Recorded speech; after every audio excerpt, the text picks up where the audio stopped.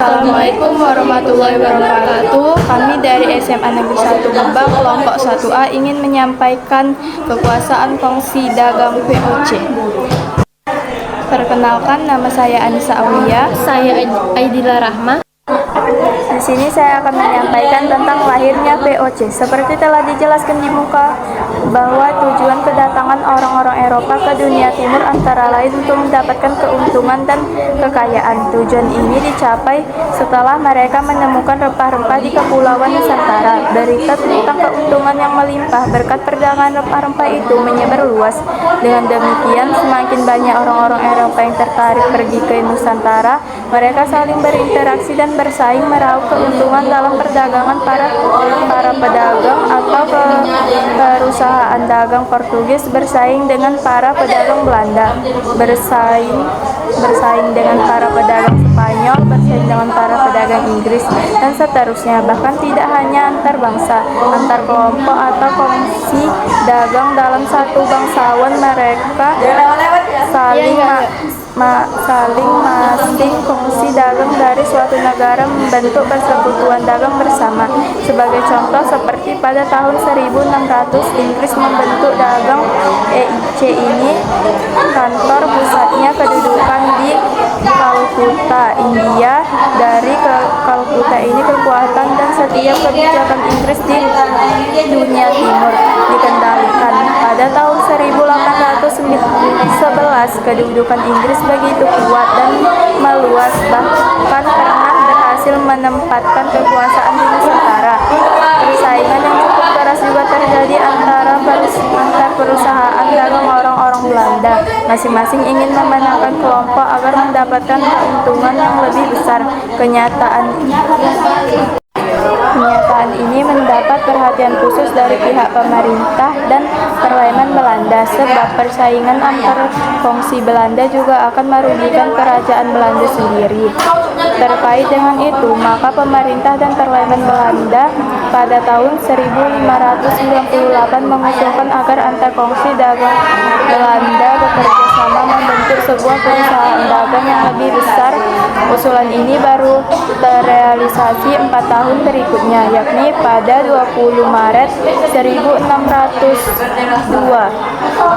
Secara resmi dibentuklah Persekutuan Kongsi Dagang Belanda di Nusantara sebagai hasil fusi antar kongsi yang telah ada. Kongsi dagang Belanda ini diberi nama Vereniging Oost-Indisch Compagnie atau VOC, atau dapat disebut dengan Perserikatan Maskapai Perdagangan Hindia Timur atau Kongsi Dagang Hindia Timur. VOC secara resmi didirikan di Amsterdam.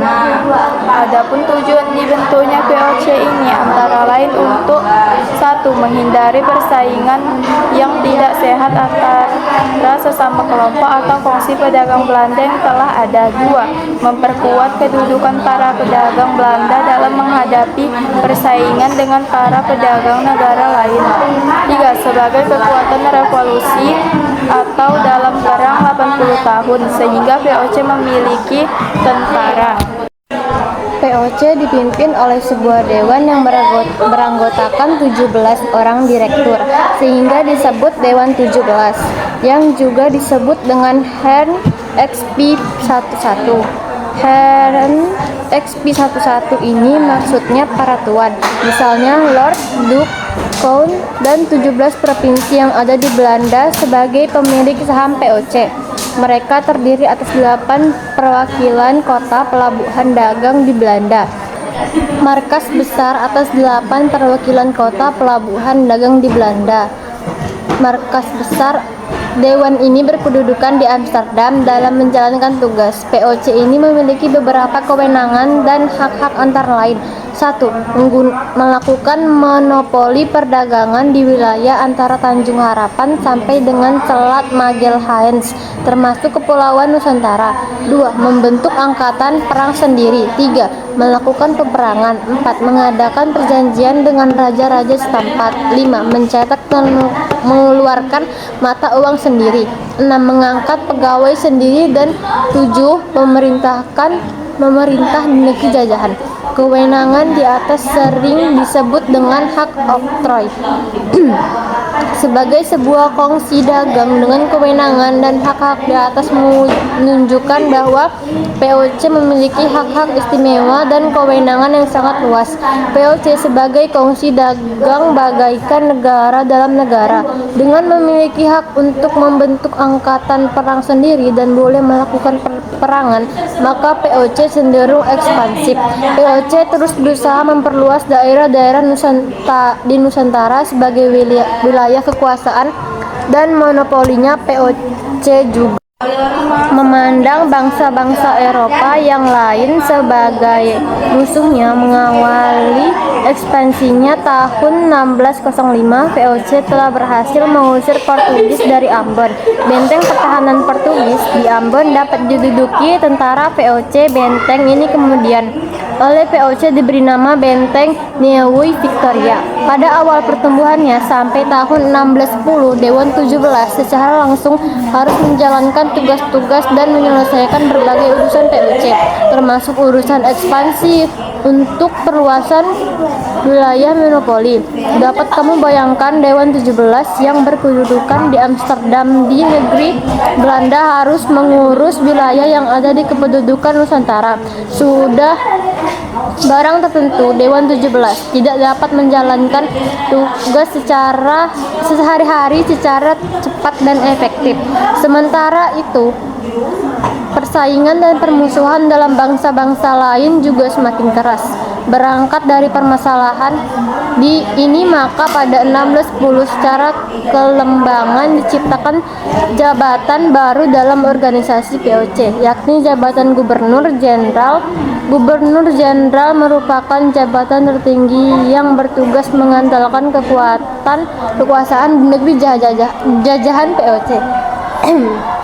Di samping itu juga dibentuk Dewan Hindia, Redwan Indi. Tugas Dewan Hindia ini adalah memberi nasihat dan mengawasi kepemimpinan Gubernur Jenderal. Gubernur Jenderal POC yang pertama adalah Peter Both, 1602 sampai dengan 1614.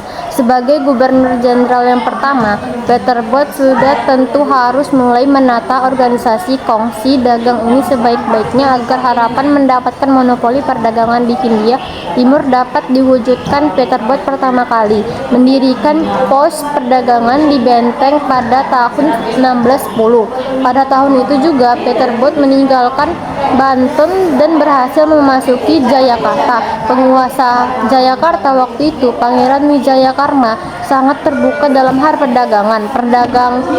Pedagang dari mana saja bebas berdagang, di samping dari Nusantara juga dari luar seperti dari Portugis, Inggris, Gujarat atau India, Persia, Arab, termasuk juga Belanda. Dengan demikian, Jayakarta dengan pelabuhannya Sunda Kelapa menjadi kota dagang yang sangat ramai. Kemudian pada tahun 1611, Peter Both berhasil mengadakan perjanjian dengan penguasa Jayakarta guna pembelian sidang tanah seluas 50 kali 50 fadem atau 1 fadem sama dengan 182 cm yang berlokasi di sebelah timur Muara Ciliwung atau tanah inilah yang menjadi cikal